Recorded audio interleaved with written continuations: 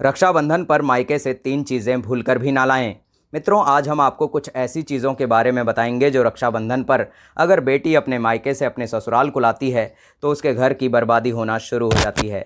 लेकिन उससे पहले हम लोग जान लेते हैं रक्षाबंधन के बारे में कुछ महत्वपूर्ण बातें। मित्रों, रक्षाबंधन का त्यौहार हर साल सावन माह की पूर्णिमा तिथि को मनाया जाता है और आप सभी को पता है कि सावन का बहुत ही पवित्र महीना चल रहा है, जिसमें भगवान भोलेनाथ के भक्त सच्ची श्रद्धा और भाव से उनके सावन के महीने का पूरा लाभ उठाते हैं। दोस्तों, शास्त्रों में ऐसा भी वर्णन होता है कि रक्षाबंधन का त्यौहार भद्रा काल में भूलकर भी नहीं मनाना चाहिए। भद्रा काल में रक्षा सूत्र यानी कि अपने भाई की कलाई पर राखी बांधना बहुत ही ज़्यादा शुभ माना जाता है। शास्त्रों में कहा गया है कि भद्रा का त्याग करके ही रक्षाबंधन के पर्व को मनाना चाहिए। इसके साथ ही इस बार रक्षाबंधन का त्यौहार किस दिन मनाया जाएगा, इस पर बहुत सारी उलझनें हैं। बहुत सारे लोग कहते हैं कि 20 तारीख को रक्षाबंधन मनाया जाएगा और बहुत सारे लोग कहते हैं कि 19 अगस्त को रक्षाबंधन मनाया जाएगा। तो ऐसे में हम आज आपको इस वीडियो में बताएंगे कि आखिर रक्षाबंधन का त्यौहार किस दिन मनाया जाएगा और इस बार रक्षाबंधन को मनाने की सही तारीख क्या है। दोस्तों, आज हम आपको इस वीडियो में भद्रा काल का समय भी बताएंगे और यह भी बताएंगे कि राखी बांधने का आखिर शुभ मुहूर्त क्या है। हम आपको इस वीडियो में यह भी बताएंगे कि रक्षाबंधन के त्यौहार के दिन महिलाओं को अपने मायके से आखिर में किन चीज़ों को भूलकर भी नहीं लाना चाहिए, वरना उसके पति की बर्बादी होना शुरू हो जाती है।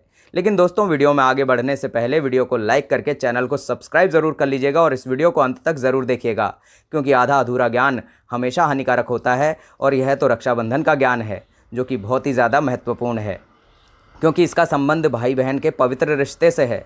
दोस्तों, रक्षाबंधन का त्यौहार भाई बहन के अटूट प्रेम का बहुत बड़ा प्रतीक होता है। इस दिन भाई की कलाई पर बहन रक्षा सूत्र बांधती है और उसकी लंबी उम्र की और उसके स्वास्थ्य की कामना भी करती है। भाई की सदा अपनी बहन की रक्षा करने का वचन देता है। दोस्तों, आपको बता दें कि शास्त्रों में कहा जाता है कि भद्रा काल में राखी का त्यौहार मनाना बहुत ही ज़्यादा अशुभ होता है। जो व्यक्ति भद्रा काल में राखी का त्यौहार मनाता है उसे बहुत सारी दिक्कतों का सामना करना पड़ता है। भूलकर भी आप भद्रा काल में राखी का त्यौहार ना मनाएं और ना ही अपने भाई की कलाई पर राखी बांधें। इसके पीछे पौराणिक कथा भी कही जाती है कि कहा जाता है कि लंकापति रावण ने अपनी बहन से भद्रा काल में ही राखी बंधवा ली थी और 1 वर्ष के अंदर ही उसका सर्वनाश हो गया था। इसके अलावा भद्रा, जो कि शनिदेव की बहन कही जाती है, उन्हें ब्रह्मा जी का श्राप भी लगा हुआ है कि जो कि भद्रा काल के समय शुभ या मांगलिक कार्य करेगा उसका परिणाम हमेशा उसको अशुभ ही देखने को मिलेगा। इसीलिए आप गलती से भी भद्रा काल में अपने भाई की कलाई पर राखी ना बांधें। दोस्तों, अब हम आपको बता रहे हैं कि रक्षाबंधन की शुरुआत आखिर में कब से हुई थी। इसके पीछे बहुत सारी विभिन्न कहानियां हैं, जिनमें से एक तो ये है कि भगवान श्री कृष्ण के युद्ध के दौरान अंगूठे में चोट लगने पर द्रौपदी ने अपनी साड़ी के टुकड़े को फाड़कर भगवान श्री कृष्ण की उंगली पर बांध दिया था। तब भगवान श्री कृष्ण ने ज़रूरत पड़ने पर सहायता करने का द्रौपदी को वचन भी दिया था। तब से रक्षाबंधन का त्यौहार शुरू हुआ था। दोस्तों, रक्षाबंधन के दिन बहन अपने भाई की कलाई पर राखी बांधती है, उसकी लंबी उम्र की कामना करती है। इसीलिए इस दिन भाई बहन दोनों को स्नान करके और हो सके तो नए वस्त्र धारण करने चाहिए। याद रखें, शुभ मुहूर्त पर कभी भी किसी भी भाई का बहन को काले वस्त्र नहीं पहनने चाहिए। भगवान की पूजा करनी चाहिए। पूजा से पहले आपको पूजा की थाली सजा लेनी चाहिए और उसमें रोली, अक्षत, चंदन, राखी और मिठाई आदि और एक शुद्ध घी का दीपक ज़रूर रख लेना चाहिए। दोस्तों, दीपक आप चाहें तो आटे का बना लें या फिर आप मिट्टी का भी ले सकते हैं, और आटे का नहीं बनाना चाहते तो मिट्टी का ले सकते हैं। और यदि आपके पास नहीं है तो आप पीपल का या फिर कोई भी दीपक ले सकते हैं, जिसमें आप अपने भाई की आरती उतारेंगे। दोस्तों, आप इस पूजा की थाली को सबसे पहले भगवान को अर्पित करें और भगवान की कलाई पर सबसे पहले आपको राखी बांधनी है। आप राखी मंदिर में जा कर के चढ़ा सकते हैं या फिर आपके घर में जो मंदिर है उसमें भगवान रखे हैं तो उनको भी राखी बांध सकते हैं। इसके बाद अपने भाई को पूर्व या उत्तर की ओर मुँह करके बैठा लें और बहन का मुख पश्चिम दिशा की ओर होना चाहिए। मित्रों, रक्षाबंधन पर सबसे पहले घर के मंदिर में आपको पूजा पाठ करने के बाद भगवान श्री गणेश जी को राखी बांधनी चाहिए। फिर आपके भाई की कलाई के लिए थाली सजाएं। फिर सबसे पहले भाई के मस्तिष्क पर तिलक लगाएं और रोली, चंदन, अक्षत लगाएं और उन पर थोड़े से फूल छिड़क दें। उसके बाद चावल छिड़क दें और अंत में आरती करें। अब आप अपने भाई के दाएँ हाथ की कलाई में राखी बांध दें और इसके बाद भाई का मुख मीठा कर दें और भाई के लिए मंगल कामना भी करनी है। राखी बांधने के बाद भाई अपनी बहन को रक्षा का वचन भी दें। बहन, मैं सदैव तेरी रक्षा करूंगा और तेरे हर सुख दुख में तेरा साथ दूंगा। तुझ पर कभी भी कोई परेशानी नहीं आने दूंगा। तेरी हर इच्छा माँ बाप की तरह पूरी करूंगा। और भाई को अपनी बहनों को उपहार वगैरह अवश्य भेंट में देने चाहिए। इस बार सावन मास की पूर्णिमा तिथि प्रारंभ होगी 19 अगस्त सोमवार को सुबह 3:04 से और समाप्त होगी सोमवार की रात 11:55 पर। यानी कि सुबह से लेकर देर रात तक पूर्णिमा तिथि रहने वाली है। इसीलिए पूर्णिमा का स्नान, दान या फिर रक्षाबंधन का त्यौहार केवल 19 अगस्त सोमवार को ही मनाया जाएगा। इस साल रक्षाबंधन के दिन भद्रा का साया रहेगा। रक्षाबंधन पर भद्रा के प्रारंभ होने का समय सुबह में 5:53 पर है। उसके बाद दोपहर 1:32 तक रहेगा। इस समय भद्रा का वास पाताल लोक में है। हालांकि कई विद्वानों का मत है कि यदि भद्रा का वास स्थान पाताल लोक या फिर स्वर्ग लोक में है तो वह पृथ्वी पर रहने वाले लोगों के लिए अशुभ नहीं होती है, उसे शुभ ही माना जाता है। लेकिन कई शुभ कार्यों में पाताल की भद्रा को नज़रअंदाज नहीं किया जाता है। रक्षाबंधन वाले दिन शाम के समय में पंचक भी लग रहा है। पंचक शाम 7 बजे से शुरू होगा और अगले दिन सुबह 5:53 तक रहेगा। पंचक सोमवार को लग रहा है, जो राज पंचक होगा। इसके अशुभ नहीं माना जाता है, यह शुभ ही होता है। 19 अगस्त को रक्षाबंधन का मुहूर्त दोपहर में 1:30 से लेकर रात 9:08 तक है। उस दिन भाइयों को राखी बांधने के लिए 7 घंटे 38 मिनट तक का समय मिलेगा। दोस्तों, इस बात का ध्यान आपको मुख्य रूप से रखना है कि भद्राकाल में राखी बांधने से हमेशा घर परिवार का विनाश होता है। इसीलिए भाई को इस समय कभी राखी भूलकर भी नहीं बांधनी चाहिए, वरना आपका पूरा घर परिवार कंगाल हो जाएगा। लंकापति रावण को इसी समय राखी बांधी गई थी, इसीलिए उसके पूरे कुल का ही विनाश हो गया था। इसीलिए समय के अनुसार ही रक्षाबंधन का त्यौहार मनाना बहुत ज़्यादा शुभ और मंगलकारी होता है। दोस्तों, कहा जाता है कि शुभ मुहूर्त पर राखी बांधने से भाई को कई गुना शुभ फलों की प्राप्ति होती है। भाई का कभी भी अमंगल नहीं होता है। ऐसी बहन का भाई जहाँ भी जाता है वहाँ दिन दूनी रात चौगुनी तरक्की करता है। भाई लाखों करोड़ों में खेलता है। रुपया, पैसा, धन दौलत सब कुछ उसके पास आता है। राहु दोष, पितृदोष, नज़र दोष, मंगल दोष सब कुछ उससे दूर रहते हैं। दोस्तों, रक्षाबंधन पर भाई को काली राखी बहन को भूलकर भी नहीं बांधनी चाहिए। भाई की कलाई पर हमेशा लाल रंग की राखी बांधना ही ज़्यादा शुभ होता है और इसे मंगलकारी भी माना जाता है। और रक्षाबंधन के पावन अवसर पर उपहार में भाई को अपनी बहन को चाकू, छुरी आदि नहीं देनी चाहिए। इससे जीवन में नकारात्मकता का बहुत गहरा असर पड़ना शुरू हो जाता है। ऐसे में बहन को कभी भी उपहार में सफ़ेद कपड़ा नहीं देना चाहिए और ना ही चप्पल आदि उपहार में देनी चाहिए। उपहार में दक्षिणा, सुंदर भेंट अवश्य देनी चाहिए। एक प्यारी बहन ने अपने भाई को भाई बनाया है, भाई का दर्जा दिया है, तो भाई अपनी बहन के लिए इतना तो कर ही सकता है। बहन को बड़ा ही सुकून और सुख मिलता है। दोस्तों, वेद और शास्त्रों में और धर्मशास्त्रों में कहा जाता है कि राखी बांधने के लिए भाई के घर खुद बहन को आना चाहिए। शास्त्रों के अनुसार वेद पुराणों में कहा जाता है कि जो बहन रक्षाबंधन पर खुद नहीं आती है और अपने भाई को बुलाती है तो उस बहन के घर में उस बहन को दोष लग जाता है। इसीलिए ऐसी प्रथा है कि रक्षाबंधन पर खासकर बहन को अपने भाई के घर ज़रूर जाना चाहिए। चाहे उसकी बहन कभी भी अपने भाई के घर ना जाए, लेकिन रक्षाबंधन पर तो अवश्य ही जानी चाहिए। अगर आपका भाई विदेश में रहता है और किसी कारणवश भाई के पास आप नहीं जा पा रहे हैं, तो आप भाई के नाम की रक्षाबंधन की थाली, एक राखी, मिठाई, अक्षत, रोली, चंदन का तिलक भगवान श्री गणेश को अपना भाई समझकर उनकी कलाई पर बांध दें। वह राखी स्वयं आपके भाई की कलाई तक पहुंच जाएगी। फिर आप चाहे श्री कृष्ण के बांधें, चाहे भगवान नारायण के बांधें, आप जिसके भी भक्त हैं उनकी कलाई पर यह राखी बांध सकते हैं। तो वह स्वयं राखी चलकर आपकी भाई की कलाई तक पहुंच जाएगी। और ऐसी राखी मन से बांधी गई राखी होती है, सच्ची श्रद्धा से बांधी गई राखी होती है। स्वयं ईश्वर तुल्य मानी जाती है ये राखी। दोस्तों, रक्षाबंधन पर क्या क्या बनाना चाहिए, चलिए ये भी जान लेते हैं। रक्षाबंधन के समय में बिना लहसुन प्याज का खाना आपको बनाना चाहिए, क्योंकि इस समय देवी शक्तियाँ स्वयं ईश्वर धरती पर चलकर अपने भक्तों से राखी बंधाने के लिए आते हैं। और उन्हें भोग लगाने के लिए अगर हम प्याज लहसुन का, यह बहुत ज़्यादा अशुभ होता है। दोस्तों, भाई के रूप में साक्षात ईश्वर उस दिन धरती पर अपनी बहन से कलाई में राखी बंधवाने के लिए आते हैं। इसीलिए आपको इस दिन लहसुन, प्याज, मांस, मदिरा, सिगरेट, गुटखा आदि का भूलकर भी सेवन नहीं करना है। नहीं तो आपका रक्षाबंधन खंडित हो जाएगा और बहन का व्रत भी टूट जाएगा। आप खाने में खीर, पूरी, हलवा, मीठी सेवइयाँ आदि बना सकते हैं या फिर अपने घर में कुछ और मीठा भी बना सकते हैं, क्योंकि इस दिन साक्षात भाई में भगवान का वास होता है और बहन को ढेर सारा आशीर्वाद भी मिलता है। रसीले आलू की सब्जी, आलू मटर पुलाव, पनीर पुलाव और खीरे का रायता भी आप बना सकते हैं। घर में इस दिन पका हुआ खाना आपको ज़रूर बनाना चाहिए। इस दिन घर में तवा बिल्कुल भी नहीं चढ़ाना चाहिए, इसे अशुभ माना जाता है। कढ़ाई चढ़ाकर आपको खाना बनाना है। इसे शास्त्रों के अनुसार पका हुआ खाना माना जाता है, जो कि त्योहारों के शुभ समय पर बनाया जाता है। दोस्तों, इसे साक्षात ईश्वर भी ग्रहण करते हैं। भगवान को भोग और राखी बांधने के बाद फिर उसके बाद शुभ मुहूर्त में आपको अपने भाई की कलाई पर राखी बांधनी है। बहन को अपना व्रत नहीं तोड़ना है जब तक वह अपने भाई की कलाई पर राखी ना बांधे। यानी कि बहन को सुबह से लेकर जब तक भाई की कलाई पर राखी ना बांधे तब तक व्रत रखना है। दोस्तों, बहुत सारी बहनें क्या करते हैं कि राखी बांधने से पहले ही भोजन कर लेती हैं या फिर कुछ भी खा लेती हैं, तो इससे आपकी राखी अशुभ और खंडित हो जाती है।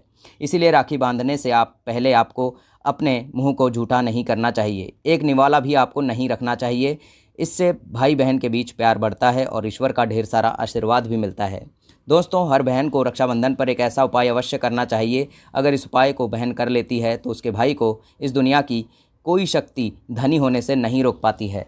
यह उपाय स्वयं हमारे घर पर भी किया जाता है। भाई को उच्च पद की प्राप्ति के लिए, सरकारी नौकरी हासिल करने के लिए, व्यापार अगर भाई का धीमी गति से चल रहा है तो उसको तेज़ दौड़ने के लिए उड़ते पक्षी की तरह व्यापार दौड़ने लग जाएगा। भाई को कभी भी किसी की नज़र नहीं लगेगी, भाई की कभी भी दुर्घटना नहीं होगी, भाई की कभी भी अकाल मृत्यु नहीं होगी। तो बहन को इस उपाय को अवश्य करना चाहिए।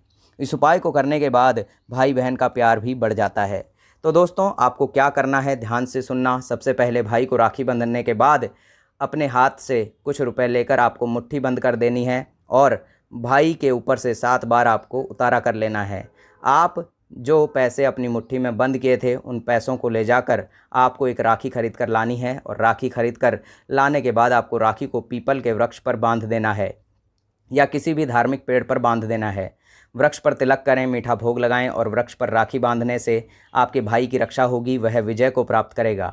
ऐसा करने से बहन और भाई दोनों का कल्याण होगा। भाई को कभी भी कोई नज़र दोष या काल सर्प दोष, पितृदोष, राहु दोष, शनि दोष, भयंकर से भयंकर दोष, गरीबों का दोष कभी भी नहीं लगेगा। दोस्तों, शास्त्रों में कहा जाता है कि यदि रक्षाबंधन पर यह उपाय किया गया तो साक्षात भाई को धनी होने से कोई नहीं रोक पाता है। भाई दिन दूनी रात चौगुनी तरक्की करने लग जाता है। बहन का भाई के प्रति प्रेम बना रहता है। घर में इतना धन आता है कि भाई संभाल भी नहीं पाता है। यह खासकर उपाय रक्षाबंधन पर ही किया जाता है। साल में ऐसा मौका केवल एक बार आता है, तो आप सभी को यह उपाय अवश्य ही करना चाहिए, जिससे आपके भाई का भाग्य 7वें आसमान पर पहुंच जाए। और सच्चे हृदय से किया गया उपाय ईश्वर स्वयं सफल करते हैं, वह कभी भी असफल नहीं करते हैं। और यह तो एक बहन अपने भाई के लिए उपाय करती है, तो ईश्वर इस उपाय को कभी खाली नहीं जाने देते, क्योंकि इसमें एक बहन के प्यार, ममता और सच्ची आस्था होती है। दोस्तों, अब हम आपको विशेष जानकारी देने वाले हैं। अगर किसी ने राखी भद्राकाल में अपने भाई के हाथों की कलाई पर बांधी है तो भद्राकाल के प्रकोप से आपको कैसे बचना है, जिससे कि भाई के ऊपर कोई संकट ना आए। तो मान्यताओं के अनुसार कहा जाता है कि अगर भद्रा का हम आदर करें, विधि विधान से उनकी पूजा करें, उनके 12 नाम का जप करें, तो भद्रा के प्रकोप से हम बचे रहेंगे और हमारे भाई को कोई भी संकट नहीं आएगा। साथ ही साथ माता लक्ष्मी के साथ साथ अन्य देवी देवताओं की पूजा भी करनी चाहिए और भाई की रक्षा के लिए उनसे प्रार्थना भी करनी चाहिए। लेकिन भाइयों की समृद्धि के लिए आपको भद्राकाल का बहुत ज़्यादा ध्यान रखना होगा। शास्त्रों में हर समस्या का समाधान स्पष्ट रूप से लिखा रहता है। चलिए दोस्तों, अब बात कर लेते हैं कि मायके से भूलकर भी कौन सी वस्तुएं हमें नहीं लानी चाहिए। दोस्तों, शास्त्रों में कुछ ऐसी चीज़ों का स्पष्ट रूप से वर्णन किया जाता है जो पत्नी को मायके से कभी भी नहीं लानी चाहिए, वरना यह पति की बर्बादी का बहुत बड़ा कारण बन सकती है। पति कंगाल भी हो सकता है। बेटियों के लिए हर माँ बाप का सपना होता है कि उन्हें एक अच्छा ससुराल और प्यार करने वाला पति मिले। दोस्तों, ससुराल में उनकी बेटी का मान सम्मान किया जाए, हर माता पिता की यही ख्वाहिश होती है।